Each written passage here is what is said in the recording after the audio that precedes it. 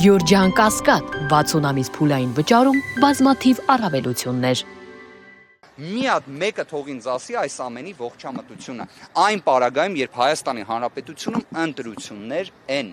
այն պարագայում, երբ ուժեղ Հայաստան կուսակցության նախագահ հանդիսանում է Սամվել Կարապետյանը, այն պարագայում, որ 7 ամիս գտնվելով քրեակատարողական հիմնարկում կալանքի պայմաններում, այնուհետև դրան շարունակող ժամանակահատվածում տնային կալանքի պայմաններում, գեթ 1 ոչ պատշաճ վարքագծի ռիսկ նույնիսկ չի արձանագրվել։ Այս ամենի տեսանկյունից, որը կարող է լինել ժողովրդավարության տեսանկյունից, եվրոպական մշակույթի տեսանկյունից, ողջամիտ է,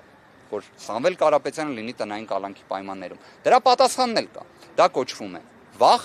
դա կոչվում է քաղաքական հետապնդում, բայց այդ ամենը հաղթահարելով գնում ենք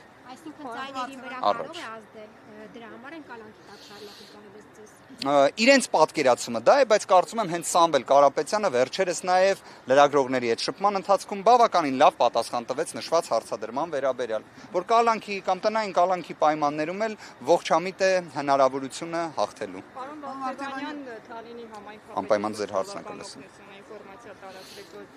սոցիալական հսկայական օգնություն է բաժանել իր համայնքի բնակիչներին այս կամ այն պատրվակով, մինչև այսօր որևէ ձայնագրություն չկա, միայն Դանիել Իոնիսյանն է նշել, որ հանցագործության հնարավոր դիմելու է պատվան մարմիններին, մինչդեռ մենք գիտենք, որ ձեր ուժից այդպիսի ձայնագրությունները ՔՓ-ի հանրայնացրած ձայնագրությունները գործեր են հարուցվել, նաև բարեգործություն անհրների դեմ։ Ես կարող եմ մի հետաքրքիր հանգամանք նշեմ, քանի որ այդ դիրքորոշումը որոշակի իմաստով իհարկե դռնփակ դատական նիստի ընթացքում է եղել, բայց բոլոր դեպքերում ինքս իմ խոսքը երևի թե կարող եմ հանրային դարձնել։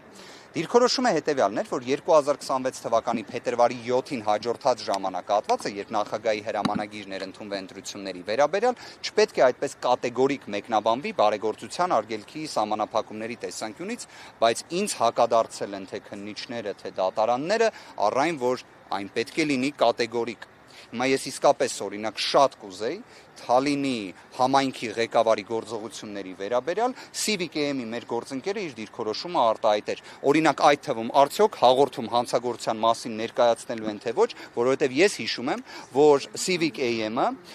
այն լրատվամիջոցներից մեկն էր, որ օրինակ Գոհար Ղումաշյանը, երբ հայտարարել էր, որ բարեգործությունները դադարեցնում են Սարգիս Կարապետյան հիմնադրամի տեսանկյունից կրթական ծրագրերին վերաբերող, իդեպ այն նույն կրթական ծրագրերին վերաբերող, որը իմ քայլը հիմնադրամը չի դադարեցնում եւ շարունակում է։ Անկախ դա ճիշտ է թե ոչ, ես դրանից զերծ կմնամ։ Բայց արդյոք հիմա նույն վերնագրով, բովանդակությամբ մի նյութ մեր գործընկերները կհրապարակեն, դրանով նպաստելով ընտրությունների պատշաճությանը եւ օրինականությանը։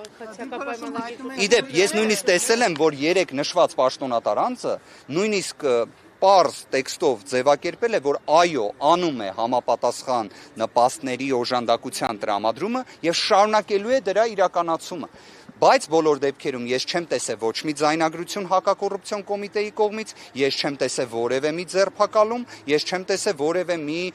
խիստ տոնայնությամբ մի տեսանյութ։ Պարոն Արտևանյան, դուք փաստաբան եք, շատ լավ գիտեք, որ դրանով պետք է զբաղվեն իրավապահները, եթե հանցակազմ կգտնեն, կզբաղվեն, կտեսնենք։ Բայց Գոհար Ղումաշյանի դեպքում դուք այդ նույն պարիտետը չէիք պահպանում, օրինակ իր վերաբերյալ նման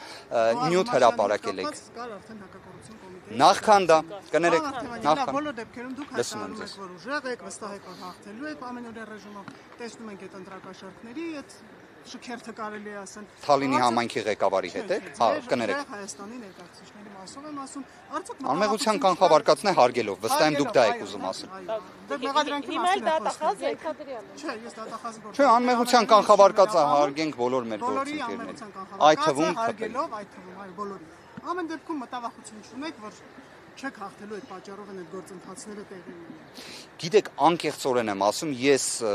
դեռևս չեմ կարողանում գտնել պատասխանը, թե ինչի համար է այդ աստիճան անմեղության կանխավարկածը հենց այս էլեկտորալ շրջանում նսեմացվում։ Տեսեք, քրեական գործեր կարող են հարուցվել։ Ցանկացած ընտրակաշառքի հետ կապված որևէ մի վարքագիծ դատապարտելի է, անընդունելի է եւ այլն։ Բայց այստեղ շատ կարեւոր է, որ իսկապես ընտրական գործընթացի հավասարության, օրինականության տեսանկյունից մենք խնդիրներ չարձանագրենք։ Տեսեք, դուք օրինակ վկայակոչում եք այն քրեական վարույթները, որոնք հակակոռուպցիոն կոմիտեի կողմից հարուցվում են, դրանց մի մասը, ուղիղ եմ ուզում ասել, նույնիսկ հիմնավոր կասկածի ապացուցման շեմը չի հաղթարել։ Մի մասով կան ինտենսիվ խափանման միջոցներ, որոնք կիրառված են, բայց մեկ ընդհանրություն կա, դրանք բոլորը անմեղության կանխավարկածի պատնեշը չեն հաղթահարել, բայց մյուս կողմից օրինակ ես չեմ տեսնում համանման փութաջանություն վերաբերմունքի տեսանկյունից, երբ իսկապես Սամվել Կարապետյանը պարզ չի ինչի համար դեռևս գտնվում է տնային կալանքի պայմաններում, ինչը համարժեք է կալանքին։ Ես հակառակից եմ ուզում հարցադրումը ներկայացնել։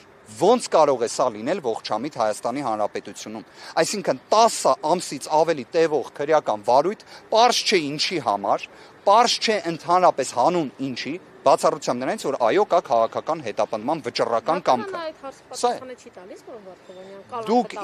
Դուք իդեպ դատական նիստին որոշակիորեն ներկա եք նաև եւ կարող եք դուք էլ արձանագրել, որ այդպես էլ մենք դրա պատասխանը չգտանք։ Սա էլ եմ ուզում հատուկ ասել։ Լավ, Հայաստանի Հանրապետությունում մարդասիրությունը պետք է միավորող արժեք լինի, անկախ բոլորի քաղաքական հայացքներից։ Մենք կարող ենք իրար հետ լինել հակադիր բևեռներում, մենք կարող ենք ունենալ տիտանական անհամաձայնություններ, բայց մարդասիրությունը բոլորից միավորող արժեքը չէ պետք է լինի։ Բայց այդ պայմաններում դուք ինչպես կգնահատեք այն որոշումը, որ Սամվել Կարապետյանին նույնիսկ թույլ չեն տալիս այցելել իր հոր գերեզմանին։ 24 ժամով նույնիսկ այդ հնարավորությունը չի ընձեռվում։ Սա արդյոք ողջամիտ է։ Սա արդյոք մարդասիրության արժեքից բխող է։ Լավ, նույն հաջողությամբ ես էլի եմ ասում, կարող են լինել բազմաթիվ խնդիրներ, բայց սա բոլորիս պետք է համախմբող լիներ։ Մենք այս մի հարցում բոլորս միակարծիք պետք է լինենք, բայց Հայաստանի Հանրապետության դատախազությունը առարկում է նման դիմումի դեմ, իսկ դատարանն էլ մերժում է այն։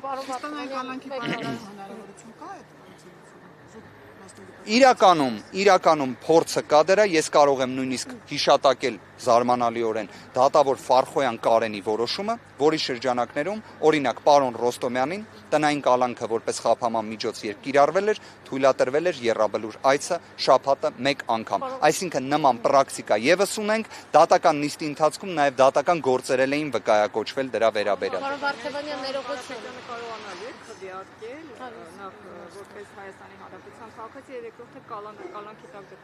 Դուք կհիշեք ինչ հրատապության կարգով, օրինակ, անձնանունը ընտրական օրենսգրքում որպես, այսպես ասած, մի ծայրահեղ վտանգավոր երևույթ օգտագործելու տեսանկյունից ընտրական օրենսգրքում կուսակցությունների մասին օրենքում համապատասխան փոփոխություններ կատարվեցին 24 ժամից պակաս ժամկետում, այսինքն այդ աստիճան հրատապությամբ, հույժ հրատապությամբ։ Բայց օրինակ տնային կալանքի ներքո գտնվող անձանց քվեարկելու իրավունքի հետ կապված որևէ կառուցակարգ մինչ օրս չկա։ Հիմա հարց է առաջանում, որ մեկն էր ավելի կարևոր, չէ՞ իրավունքի տեսանկյունից։ Իհարկե տնային կալանքի ներքո գտնվող անձանց ընտրելու իրավունքի ապահովումը, բայց դա ստորադասվել է, բայց ամեն ինչ արվեց, որ ուժեղ Հայաստան կուսակցությունների դաշինք Սամվել Կարապետյանի հետ հանգարց չօգտագործվի։ Քավլիցի Սա է առաջնահերթությունները։ Հարցրել եք ինչպես պետք է տնային կալանքի տակ գտնվող Կարապետյանը գնա ընտրատեղամաս քվեարկի։ Անկեղծորեն կպատասխանեմ ձեզ, ես իսկապես աննահանջ հույս ունեմ իրավունքի գերակայության վերաբերյալ, մարդասիրության վերաբերյալ, ես հավատում եմ, որ մայիս ամսվա ընթացքում Սամվել Կարապետյանի նկատմամբ կիրառված ակնհայտ ապօրինի տնային կալանքը որպես խափանման միջոց պետք է վերացվի։ Մի հանգամանք նշեմ։ Այսօր արձանագրվեց, որ ուժեղ Հայաստան կուսակցությունների դաշինքը այլևս մասնակցում է ընտրություններին։ Ուժեղ Հայաստան կուսակցության նախագահ Սամվել Կարապետյանն է։ Արդյոք կուսակցության նախագահը պետք է հնարավորություն չունենա մասնակցելու քարոզարշավին։ Երբ մենք ներկայացնում էինք մեր դիրքորոշումը հակակոռուպցիոն դատարանում նիստի ընթացքում, մենք դեռևս այս իրավական փաստը չունենք։ Այլևս այդ փաստը առկա է։ Տեսնենք, թե ինչ դիրքորոշում կարտահայտի դատարանը։ Անպայման։ Մենք առաջինը ներկայացնելու ենք միջնորդություն, որ տնային կալանքը որպես խափանման միջոց կրկին անգամ վերացվի։